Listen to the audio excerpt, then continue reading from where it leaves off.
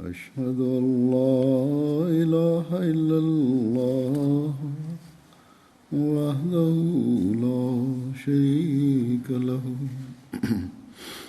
وأشهد أن محمدا عبده ورسوله أما بعد فأعوذ بالله من الشيطان الرجيم بسم الله الرحمن الرحيم الحمد لله رب العالمين الرحمن الرحيم مالك يوم الدين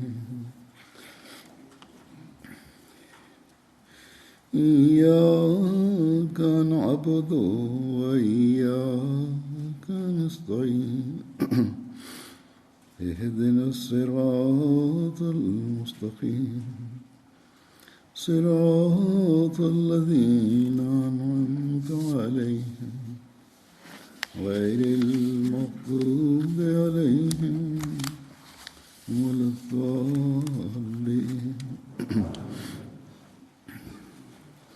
إنما يعمر مساجد الله من آمن بالله واليوم الآخر وأقام الصلاة وآتى الزكاة ولم يخشى إلا الله فعسى أولئك أن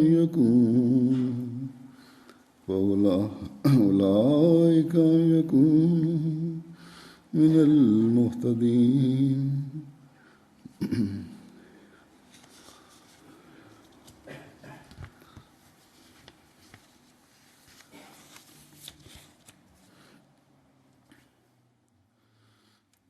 Бисмиллахир-рахманир-рахим.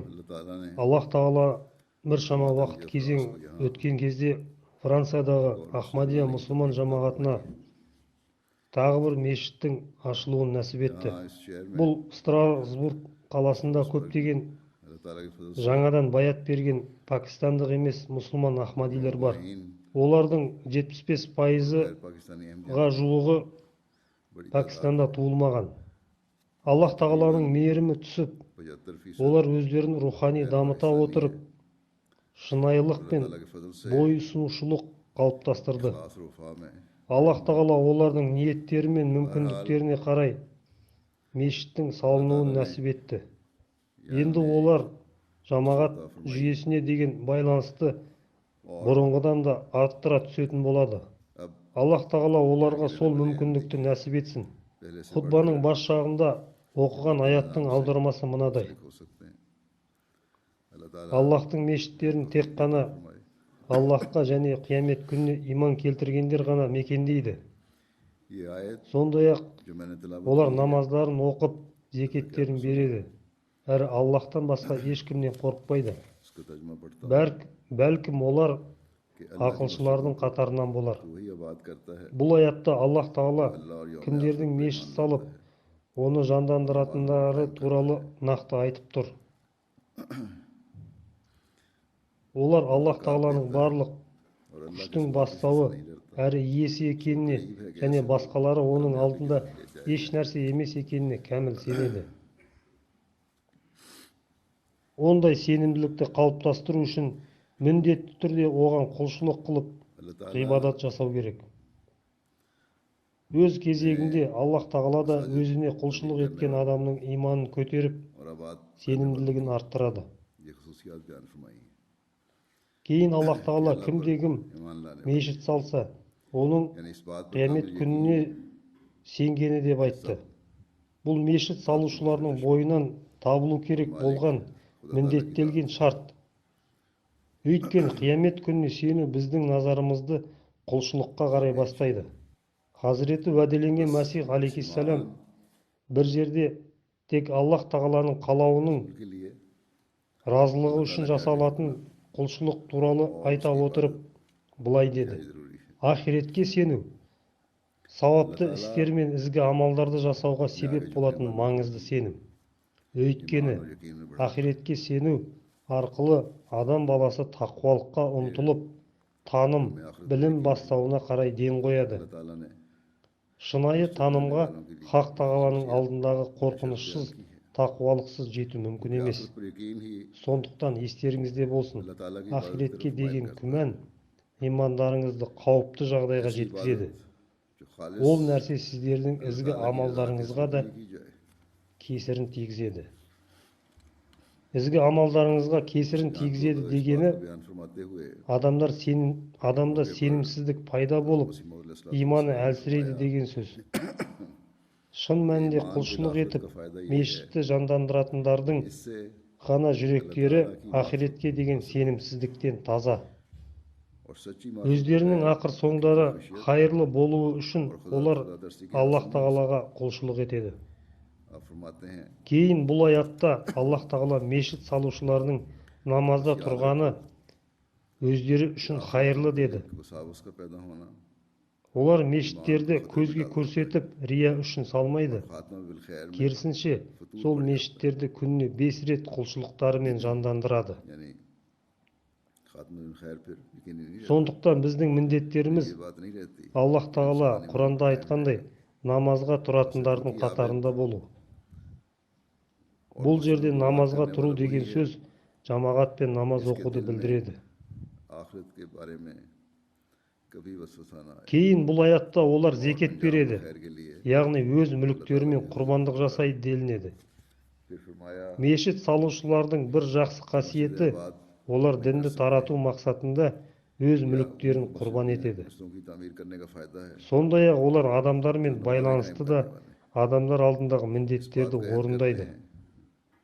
Осының барлығы жүрегімізде Аллах тағала алдындағы қорқыныштың пайда болу нәтижесінде Аллахтың разылығына бөлену үшін көп күш салуымыз керек.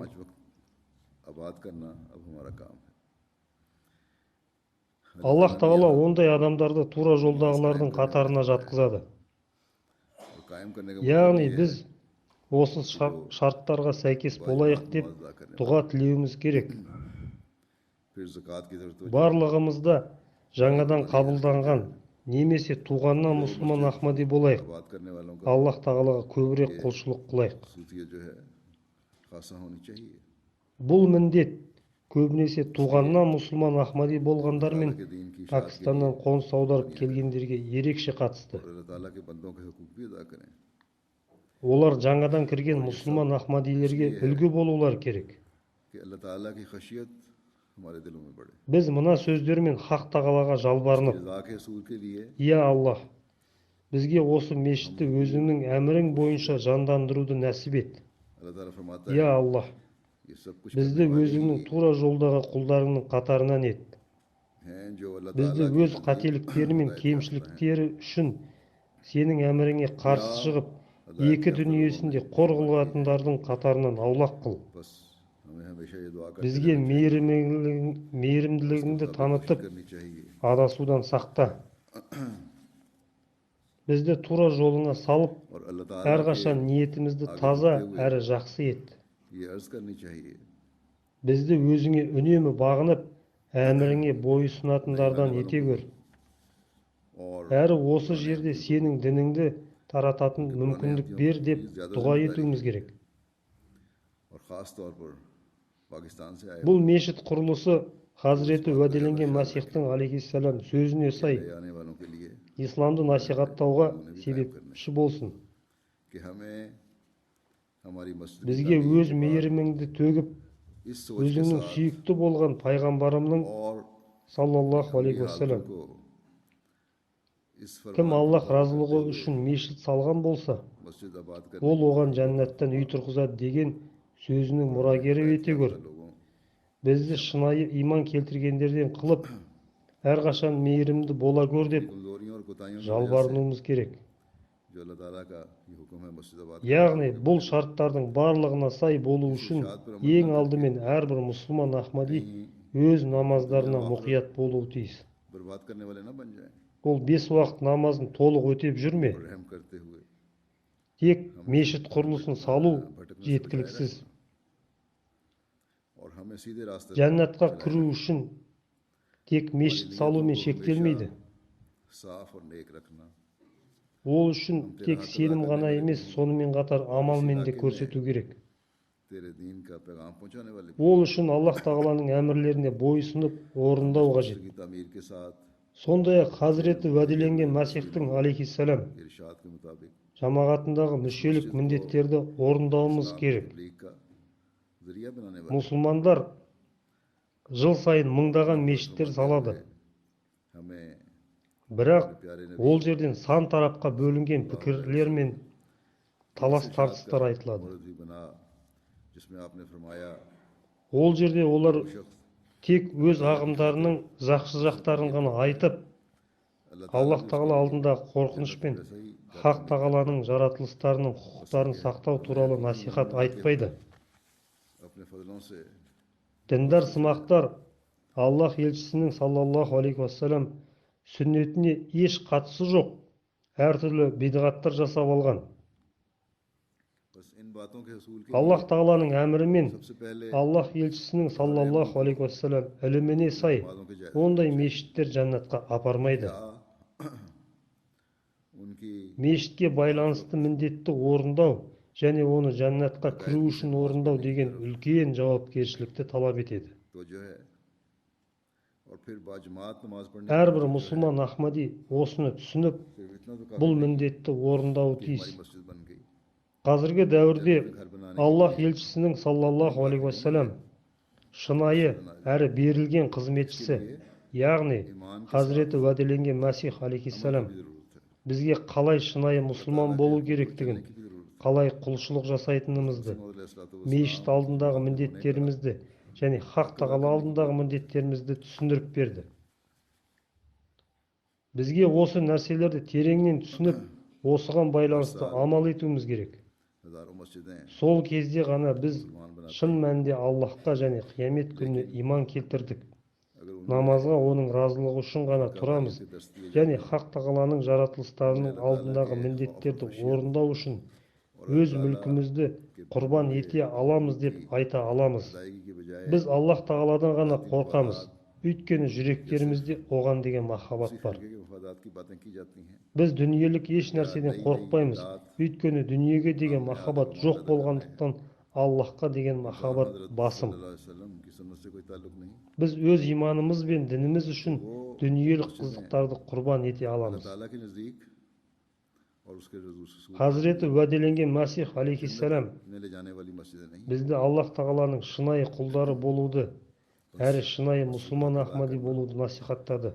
और उस जन्नत में Қазір мен оның жазған бірнеше нақыл сөздерінен мысал келтірейін.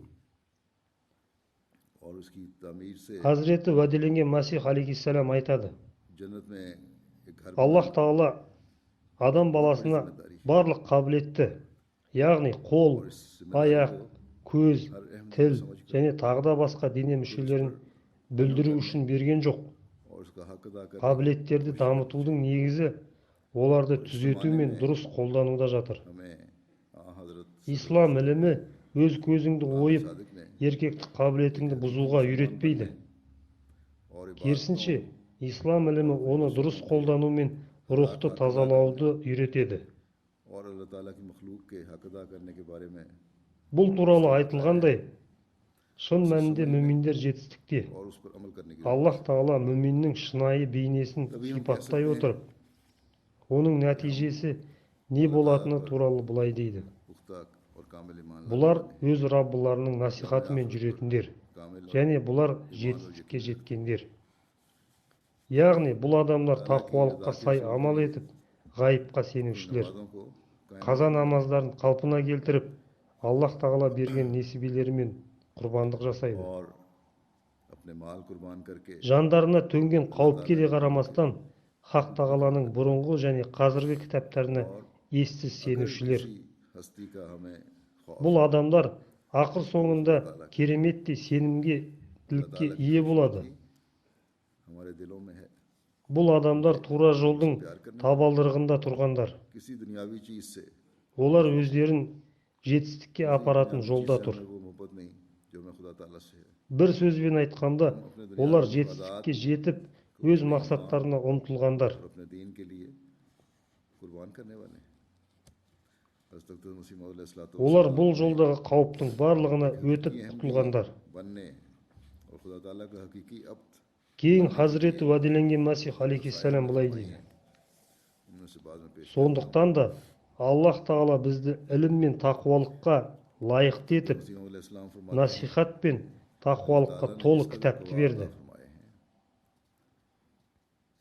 हाथ पांव Сол үшін де біздің жамағатта дүние ісінен гөрі өзінің тақуалық деңгейіне деген уайымы көбірек болу керек. Адам баласы өзінің тақуалық деңгейін қалай біледі? दलील और जायज Әрі кім тақуалыққа ие? Бұған байланысты Хазіреті уәделенген Масих алейхиссалам былай дейді: कि उनका जायज इस्तेमाल हो, उनका गलत इस्तेमाल ना हो। Хақ Тағаланың кітаптарынан इसलिए इस्लाम ने біз тақуа адамның әдетпен, көркемінезділікпен сөйлескенде тәкаппарлық танытпайтынын білеміз. और तज़किया नफ्स कराया है। Олар адамдармен кішінің үлкенмен сөйлескеніндей сөйлеседі.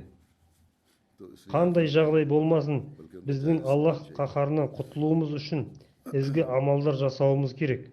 या वजूलियत के Аллах Тағала ешкімге, еш нәрсеге мұқтаж емес. ये तो कोई चीज़ नहीं। Ол ерекше тақуалық көрсетілуін қалайды. Және кімде сол पाक इस्तेमाल करना असल चीज़। көрінсе, फरमाया ең жоғары сый-сияпатқа лайық болады. और ऐसे Ешкімде, тіпті Хазіреті Ибрахим алейхиссалам да, ही का नक्शा खींच ардақты Аллах елшісі пайғамбарымыз да саллаллаху алейхи уассалам ата бабасынан мұра қалып құрметке ие болған жоқ. पहले फरमाया कद अफ़लहल मुमिनून।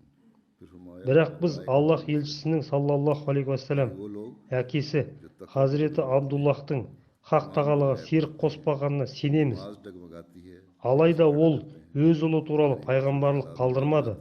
फिर अल्लाह की तरफ तवज्जो करते Бұл оған табиғатынан шыншыл болғаны үшін Аллах Тағаланың оған берген мейірімі, दी हैं उसमें से яғни пайғамбарымызға саллаллаху алейхи уассалам. वजूद खतरात नफ्स Бұл нәрсе Хақ Тағаланың мейіріміне себеп болды. फरमाया Барлық пайғамбарлардың әкесі саналатын Хазіреті Ибрахим алейхиссалам ईमान लाते हैं өзінің шыншылдығы мен тақуалығының себебінен өз ұлын құрбандыққа шалудан да тартынбады. वो यकीन तक पहुंच जाते हैं Әрі ол өзі отқа лақтырылды. हदायत के सर पर हैं। वो एक ऐसी Ардақты болған Аллах елшісінің саллаллаху алейхи уассалам आदमी шыншылдығына қараңыздар. यही लोग Ол әртүрлі зиянды әрі теріс нәрселерге сабырлық танытты. और राह के Ол сан түрлі азап пен қиыншылыққа ұшыраса да оған еш мән бермеді. Бұл Хақ Тағаланың оған берген шыншылдығы мен тақуалығы болатын. Сондықтан да Аллах Тағала шын мәнінде Аллах пен оның періштелері оған, яғни пайғамбарымызға саллаллаху алейхи ऐसी уассалам किताब салауат айтады. की है Әй иман келтіргендер, आया है оған Аллахтың берекесін тілеңдер, әрі ықылас пен сәлем келтіріңдер деген. ये Егер дұғаларымыздың қабыл болуы үшін बढ़कर अपनी जान पर लगाए шындай қаласақ, या नहीं। бізге дуруд шарифті оқу, яғни Аллах елшісіне саллаллаху алейхи уассалам салауат айту міндеттелді. फरमाते हुए Салауатсыз оқылған дұға көкке көтерілмейді, әрі адам баласы жетістікке жетпейді. खुदा के कलाम से पाया जाता है Өз құлшылығының деңгейін көтеріп, Хақ Тағалаға жақындағың келсе, дуруд шарифті міндетті түрде оқы. बहुत आयती होती है Дуруд шарифті оқи отыра, адам баласы Аллах елшісі мен саллаллаху алейхи уассалам गुफ्तगू ऐसी оның құлшылық деңгейін үлгі қылып қояды. करे Ол өз үмметін насихат айта отырып, हमको हर हाल में वो करना चाहिए намаз менің көзімнің нұры деген. अल्लाह ताला किसी का उजाला Оның Хақ Тағаланың жаратылыстарына қатысты жасап қойған үлгілерін जो तकवा енді қазір табу мүмкін емес. Ол өзін ешқашан ойламады. वसल्लम Оған қандай байлық келсе де, ол бірден таратып жіберетін. Ол сұрағанның қолын бос қайтармайтын. Ол Хақ Тағаланың жаратылыстарына әрқашанда қызмет етуге дайын тұратын. उनके वालिद माजिद яғни Аллах елшісіне саллаллаху алейхи уассалам салауат айтып, оны үлгі ретінде алдына қойса, соған қарап бой түзеп үлгі алады.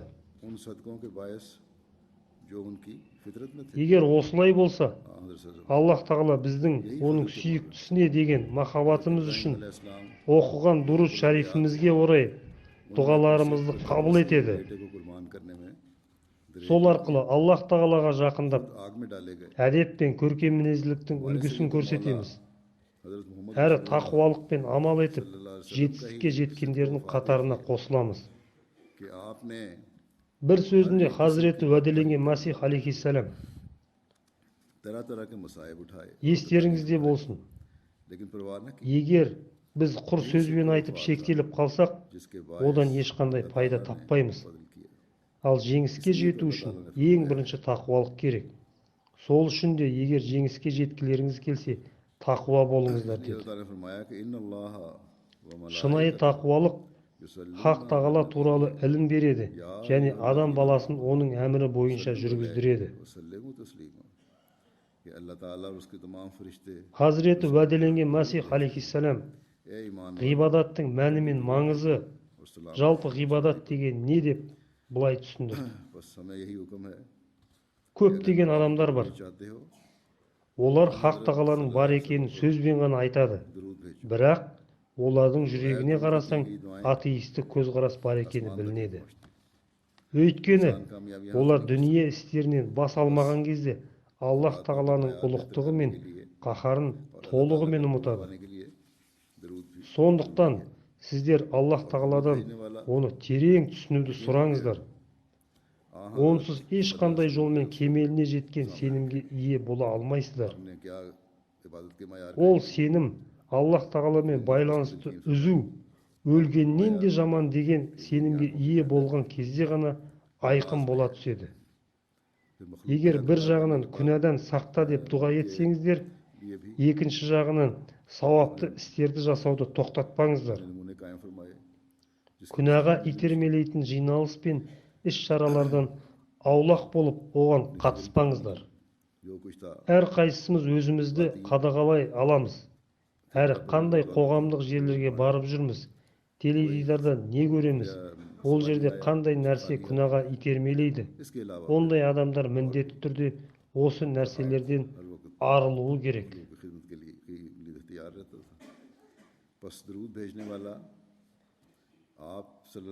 Кейін Хазіреті уәделенген Масих алейхиссалам бұлай дейді: жария болсын, адам баласы өздігінен Аллах тағаланың жәрдемі болмайынша, Аллах тағаланың маңдайына жазып қойғанымен шешіміне сай болған ауыртпалықтардан құтыла алмайды. Намазға байланысты 5 уақыт оқылу керек деген қағида бар. Бірақ егер нәпсінің құмары мен ойы жоғары тұрса, ол намаз шынайы болмайды. Намаз бұл жай ғана маңдайды жерге ұра беру емес, дәстүрге де жатпайды. Намаз барлық жан дүниеңмен сезілу керек.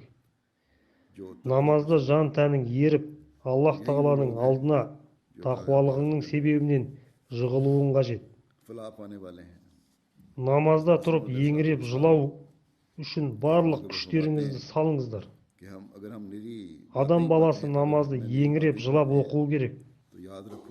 Ол өзінің жанының күнәсі мен дөрекілігін жоюы тиіс. Осындай намазда береке болады. Егер адам баласы осындай намазда табандылық танытса, күндердің күнінде жүрегіне нұрдың кіргенін көреді. Әрі жамандыққа итермелейтін нәпсісінің дөрекілігінің азайғанын көреді. Ұлы жыланның өлтіре алатындай уы бар болғаны сияқты, жамандыққа итермелейтін нәпсінің де өлтіре алатын уы болады. Оның шипасы тек қана оның жаратушысында. Яғни оның шипасы тек Аллах тағала ғана. Міндетті түрде Аллах тағаладан күнәлар мен нәпсінің зиянынан қорғанып, пана сұрап, мейірімділігін тілеу керек.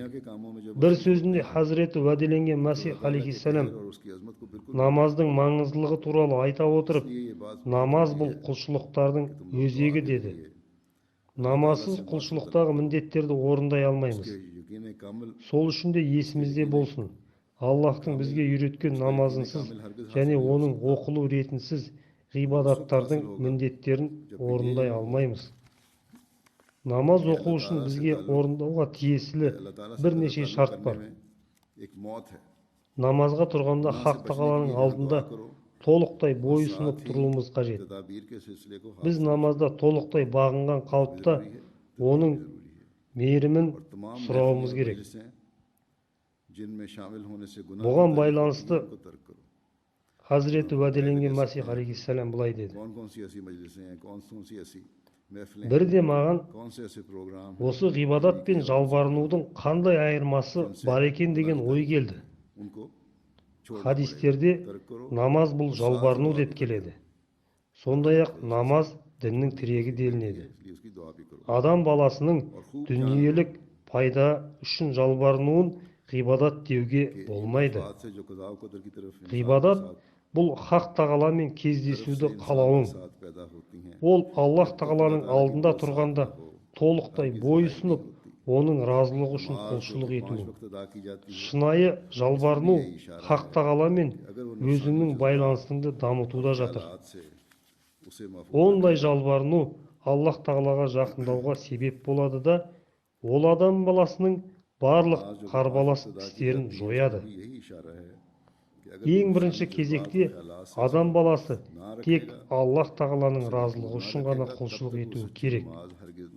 Содан кейін ғана адамға дүниелік мұқтаж нәрселерін сұрауына рұқсат етіледі. Бұл нәрсенің рұқсат етілу себебі кей кездері дүниелік қиындықтар дін істерін істеуде кедергі болады. Ғибадат сөзі от сияқты лаулап жануды білдіреді. Намаз кезінде дәл солай от боп жану керек. Намаз бұл адам баласы өз бойынан өлімге ұқсас жағдайды жасауы. Яғни бұл біздің бар күшімізді салып, берілген түрде оқитын шынайы намазымыздың сипаты.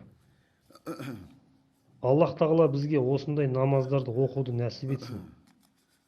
Тағы бір сөзінде Хазіреті уәделенген Масих алейхиссалам былай дейді: есіңізде болсын, егер сіз имандылыққа ұмтылсаңыз, сізге міндетті түрде намаз оқу керек. Кей адамдар 5 уақыт намаздың орнына 3 немесе 4 рет қана оқиды. Олардың имандылыққа ұмтылуы шынайы емес.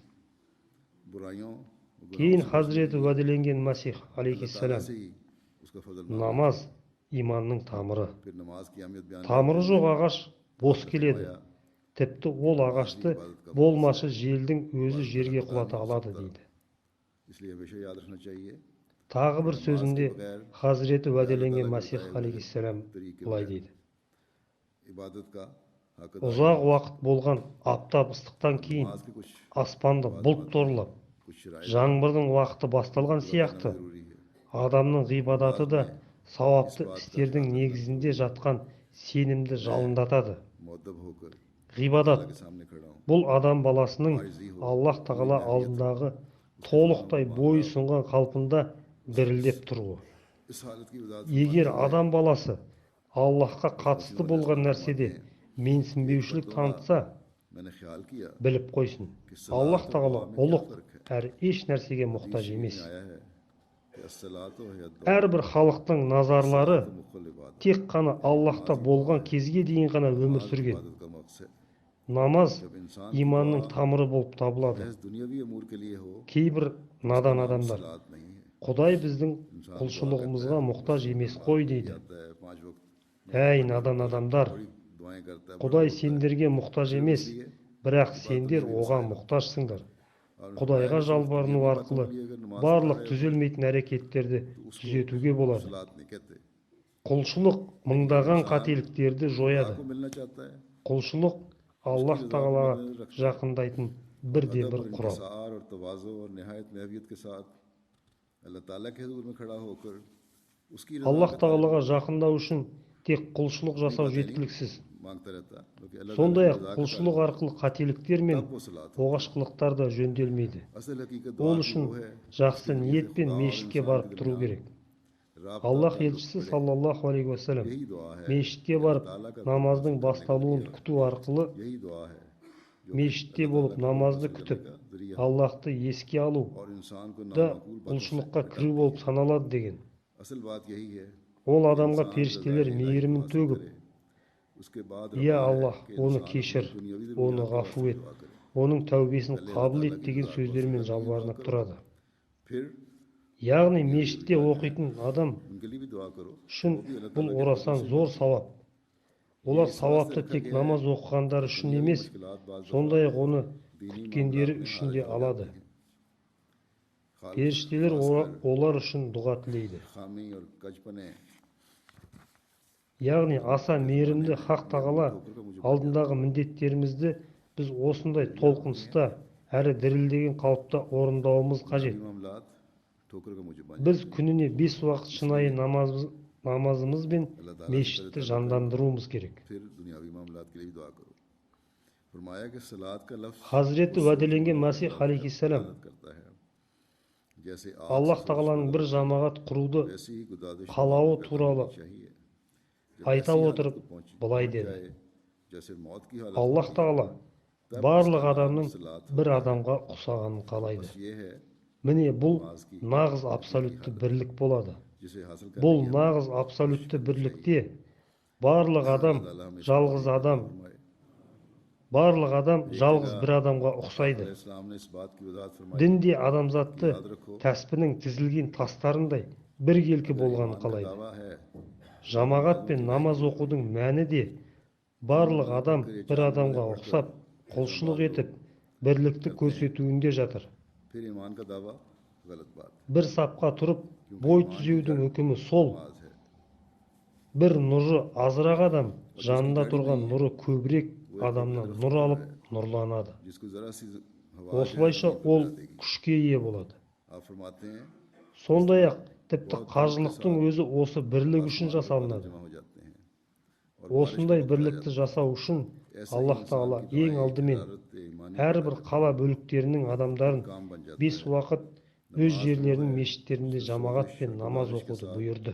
और आदाब के साथ Өйткені इंसान खुदा солай ताला के оқу हुजूर में арқылы खड़ा होता है біз бірі जब इंसान बंदा бірімен होकर қарым-қатынас, अगुवाई करता है бір-бірімен उसके बाद қарым-қатынас बनी है болады да उसको भी өз परवाह नहीं होती имандарын күшейте हर एक алады. उम्मत उस वक्त तक कायम रहती है जब तक उसमें तवज्जो अल्लाह Бір-бірімен कायम रहे танысу арқылы араларында ईमान की махаббат जड़ пайда ही болады. नमाज है Таныстық बाज бұл बेवकूफ़ өте कहते हैं жақсы нәрсе. कि खुदा को Өйткені हमारी сол मालूम की क्या арқылы ज़रूरत है бірлікке деген махаббат оянады. फरमाया कि ऐ नादानो खुदा को कोई हाजत नहीं है Бұлай болып उसको ज़रूरत жатуының नहीं себебі मगर तुमको तो олар हाजत है тек сақтап तुम्हें қалған ज़रूरत है жерлері नमाजों мен की और खुदा ашуларын ताला तुम्हारी तरफ тастағандықтан तवज्जो करे खुदा की तवज्जो से बिगड़े हुए бұрынғы уақытша काम सब दुरुस्त हो जाते हैं өшпенділіктер олардан жойылды. नमाज हजारों खताओं को दूर कर Оларда देती है тек қана жақсы और таныстық ज़रिया қалды. हसूल कुर्बे इलाही है Аллах Тағаланың फिर सिर्फ екінші नमाज पढ़ने әмірі तक ही नहीं इससे мынадай. कुर्बे इलाही मिलता है Адамдар намазға माफ हो जाती हैं күмбезді और बिगड़े काम दुरुस्त हो जाते үлкен हैं мешітке жиналсын. बल्कि नेक नियति से Өйткені қалада тұратын मस्जिद में आने адамдарға वाले күн और сайын खैर खिदमत жиналып का тұру इंतजार करने қиын. वाले के बारे में Сондықтан हाँ Аллах हज़रत Тағала सल्लल्लाहु अलैहि वसल्लम ने फरमाया қаладағы барлық कि जब адам तक नमाज की аптасына खातिर бір рет यानी жиналып उसके इंतजार में नमाज танысып पढ़ने के इंतजार में бірлікті कोई शख्स жарастырсын मस्जिद में деп बैठा रहे әмір етті. नमाज में मसरूफ Егер समझा мешіт जाता है алыс болса, मस्जिद में बैठना भी қазіргі таңда जिक्र адамдардың इलाही कर रहा है तो көпшілігінде नमाज में मसरूफ көліктері समझा бар. जाएगा और Сондықтан फरिश्ते उस पर күнделікті दुरूद भेजते हैं мешітке барып тұру फरिश्ते उस पर еш दुरूद қиындық भेजते रहते тудырмайды. हैं और कहते हैं कि ए अल्लाह इस पर रहम कर Оларда дұрыс ниет болса, қиналмай-ақ бара алады. इसकी तौबा कबूल कर बस कितना Ал बड़ा егер олар अजर है мүлдем алыста болса, मस्जिद में आकर кем नमाज पढ़ने дегенде वाले бір को рет мешітке सिर्फ барып नमाज पढ़ने का ही नहीं жамағат пен намаз बल्कि оқуы इंतजार тиіс. का भी सवाब मिल रहा है अल्लाह ताला की तरफ से और फरिश्ते उसके लिए दुआएं कर रहे हैं Ары қарай Хазіреті уәделенген Масих алейхиссалам былай дейді. ऐसे मेहरबान खुदा की बात का हक अदा करने की हमें किस फिक्र के साथ Нәтижесінде олардың барлығы күндердің бір күні бірлікте болады. इस बात को Кейін बयान फरमाते ол, हुए яғни Аллах Тағала қаланың және қала маңындағы адамдардың барлығының таныстықтары мен махаббаттары нағыз бірліктің дәрежесіне жету үшін барлығы бірігіп жылына 2 рет мерекелік намаздарды оқуды ұсынды. Осыдан кейін Аллах Тағала бүкіл әлемдегі адамдардың бірлікте болу үшін Мекке қаласының алаңына барлық адамдар жинап қажылық уақытын тағайындады. Аллах Тағаланың қалауы осы арқылы адамдар арасында махаббат пен татулықты қалыптастыру. Алайда өкініштісі сол, біздің қарсыластарымыз ислам фәлсафасының қаншалықты берік әрі күшті екенін білмей жүр. Шынында да қарсыластарымыз 5 уақыт намаз бен мерекелік намаздардың шынайы мән мақсатын білмейді. Ары қарай Хазіреті уәделенген Мәсих алейхиссалам айтады: кей кезде адам баласы әлемдердің Раббысы болған Аллах Тағаланы тыңдамайды. Алайда Аллах Тағаладан тікелей келіп тұрған әмірді тыңдамау мүмкін емес. Өйткені мерекелік намаздарды оқымайтын мұсылман баласын табу қиын. Яғни бұл жамағатпен оқылған намаздардың барлығының берер пайдасының молдығы соншалықты, бір адамның нұры басқа адамға өтіп, оған күш қуат береді. Адамдар бір жерге жиналған кезде бір-біріне әсер етеді. Тек қана мерекелік намаздарды оқитындарға қатысты. Олай жасау иманы әлсіздіктің белгісі делінген.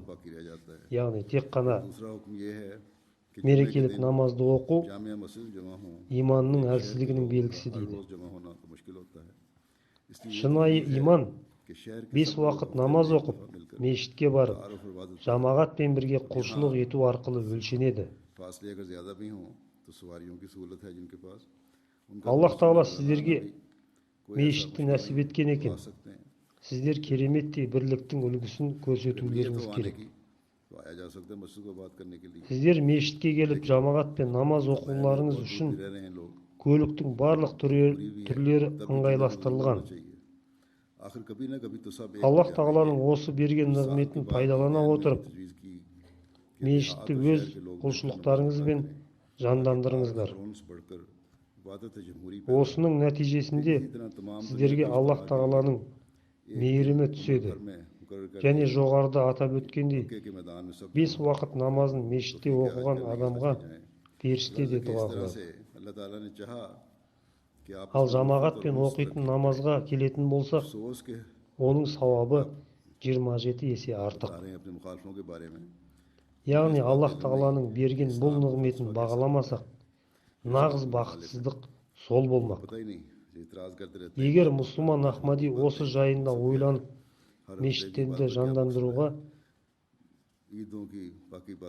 әрбір мұсылман Ахмади осы жайында ойланып, мешіттерді жандандыруға күш жұмсаулары тиіс.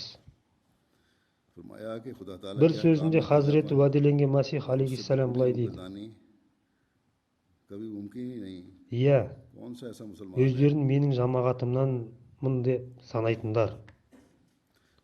Сіздер шын мәнінде салихалы жолмен жүрген кезде ғана көкте менің жамағатымның қатарында деп жазыласыздар. Сондықтан өздеріңіздің 5 уақыт намаздарыңызды шынайы беріліп, қорқынышпен Аллах Тағаланы көріп тұрғандай оқыңыздар. Оразаны адал түрде Аллах разылығы үшін ұстаңыздар. Зекет беруге мүмкіндігі барлар берсін. Ешқандай кедергі болмаса, қажылық міндет болғандар қажылықтарын орындасын. Жақсы амалдарды көркем түрде жасаңыздар да, жаман әдеттерден аулақ болып, оны жек көріңіздер. Расында естеріңізде болсын, тақуалықсыз жасалған істің барлығы Хақ Тағалаға жетпейді. Тақуалық Бұл кез келген сауапты істің тамыры. Егер істе осы тамыр болмаса, оны сауапты іс деп айта алмаймыз. Хазіреті уәделенген Масих алейхиссалам: егер сіздер қандай да бір қиындыққа душар болсаңыздар, оған дұшпандарыңыз емес, өздеріңіз кінәлісіздер. Егер бұл өмірде сіздер барлық абыройларыңызды жоғалтсаңыздар, Хақ Тағала жәннатта мәңгілік абырой нәсіп етеді дейді. Ары қарай Хазіреті уәделенген Масих айтады: сіздер Аллах Тағаланың соңғы халқысыздар. Жақсылықта оның кемеліне жеткенше жарысыңыздар. Кез келгеніңіз сауық сайранға беріліп, жалқаулық танытатын болса, ол адамның жиіркенуін туғызған кірлеген зат сияқты болып жамағаттан қашықтайды. Ол өмірден жүрегі жараланған қалпында кетеді де Хақ Тағалаға зиянын да тигізе алмайды. Халқым менің, құлақ сап мұқият тыңдаңыздар. Аса әрі ұлы, қуаныш пен берекелі хабарды айтайын. Сіздердің Раббыларыңыз бар, әрі тірі. Барлық адамдар оның жаратылысы болғанына қарамастан, ол өзін таңдағандарды ғана таңдайды. Ол өзіне қарай жүргендерге өзі жүреді. Ол өзіне құрмет қылғандарды құрметтейді. Аллах Тағала бізге оның астында ауыр зіл жатқан сөздерін түсініп, имандарымызды көтеретін мүмкіндік берсін. Аллах Тағала біздің міндеттелген құлшылықтарымызды орындауды нәсіп етсін. Аллах Тағала бізді өзімен тірі байланыста болуды нәсіп етсін. Әрі біз бұл мешітті жандандырып тұрайық. Енді мен сіздердің назарларыңызға бұл мешітке байланысты бірнеше ақпарат айтқым келеді. Аллах Тағаланың мейірімі түсіп, бірнеше жыл бұрын осы мешіттің құрылыс жұмыстарына деген іс-әрекет басталған еді. Ең алдымен Аллах Тағала бізге 2640 шаршы метр жер телімін нәсіп етті. Бұл жер телімінде бір зал және 15 бөлмелі 3 қабатты ғимарат орналасқан еді. Сол кезде бұл ғимарат пен жер телімін сатып алу үшін Франция жамағаты орталықтан қарызға қаражат алған еді. Франция жамағатының әмірінің берген есебі бойынша 50 мың евроны толықтай қайтарды десек болады. Бас кезінде жергілікті әкімшіліктен аздаған қарсылықтар туған еді. Алайда жиі кездесулер мен жиналыстардан кейін олар көрінбей кетті. Кейін Аллах Тағаланың қалауы болып, қала әкімімен бірігіп, мешіттің оң шешімді жобасы жасалынды. Бұл жобаға шамамен миллион евродай қаржы жұмсалады деп жоспарланды. Франция Ахмадия жамағатының жастар ұйымы қаражат жинау мәселесін өз міндетімізге аламыз деп уәде берді. Бірақ Аллах Тағаланың мейірімімен мешіт құрылысы 530 мың евроға аяқталды. Қазіргі таңда Худамул Ахмадия ұйымы 350 мың евро төлеп қойды. Қалған қаражатты жамағат төледі. Алайда Худамул Ахмадия бұл қаражатты да өзіміз төлейміз деп отыр.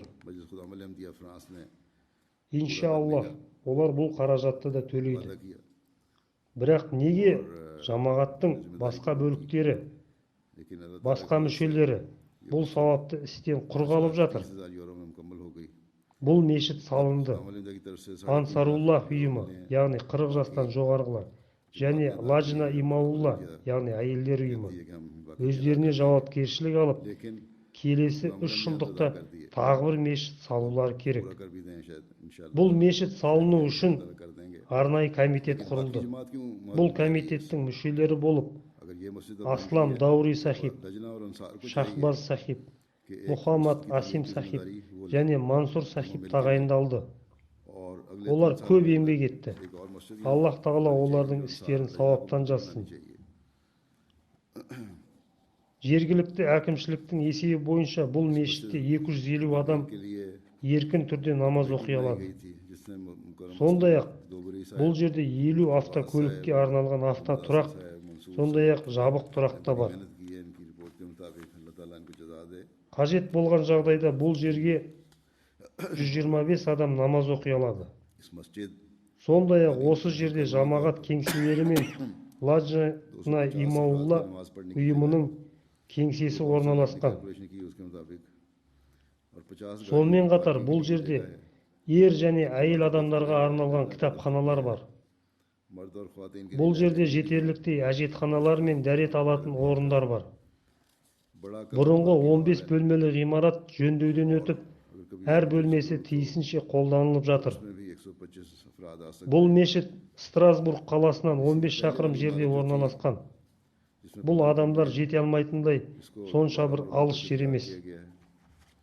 Мешіт залы мен басқа да залдардың аумағы 303 шаршы метр. Сондай-ақ бұл жерде миссионерлерге арналған үй мен қонақтарға арналған қосымша 4 бөлме бар. Мұнараны көтеруге рұқсат берілмеді. Бірақ мешіттің оң жағынан 8 метрлік күмбез тұрғызуға рұқсат берді. Бұл әдемі боп көрініп, мешітке өң беріп тұр. Мешіттің ішінде михраб бар. Қысқасы, мешітке қажеттінің барлығы осында. Мешіт ішінде Аллах тағаланың көркем есімдері жазылған. Аллах тағала бұл мешітті берекелі етсін. Аллах тағала осы мешіт салуға ат салысып, уақыттары мен қаражаттарын құрбан еткен Худамул Ахмадия ұйымы мүшелерінің өмірлері мен дүниелеріне береке берсін. Мешіт салу құрылысы үшін қаржылық құрбандықтар жеткіліксіз. Керісінше, Аллах тағала мешітті жандандырудың рухын түсінуді нәсіп етсін. Аллах тағала Худамул Ахмадия ұйымы мүшелері мен басқа да жамағат мүшелерінің құлшылық деңгейін арттырсын. Әмин.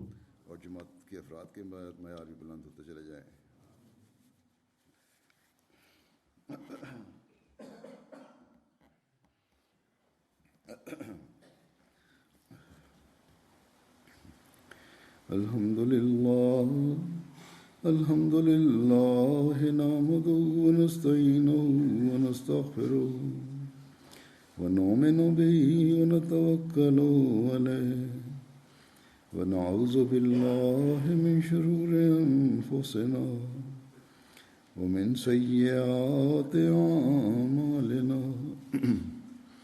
من يهده الله فلا مضل له ومن يضلله فلا هادي له ونشهد أن لا إله إلا الله ونشهد أن محمدا عبده ورسوله عباد الله رحمكم الله إن الله يأمر بالعدل والإحسان وإيتاء ذي القربى وينهى عن الفحشاء والمنكر والبغي يعظكم لعلكم تذكرون اذكروا الله يذكركم وادعوه يستجب لكم ولذكر الله أكبر